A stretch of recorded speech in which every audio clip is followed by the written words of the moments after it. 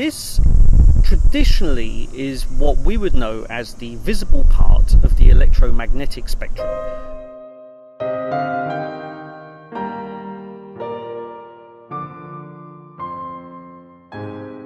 Let's say, for instance, after an earthquake, people get out infrared cameras to start looking for bodies in the rubble because they're looking for the heat, right? So the two parts are very, very tightly bound at that part of the spectrum. This is kind of important later. An easy way to think about this, imagine I've got a ball, and that ball is on a piece of string. If I hold the string with the ball on the end of it, it's just going to hang straight down. But if I start to spin it round and round, it's slowly going to move out until it's going round and round at the end of this piece of string. The first thing you'll notice is that as it's trying to shed the energy that you're putting into it, it's giving off light.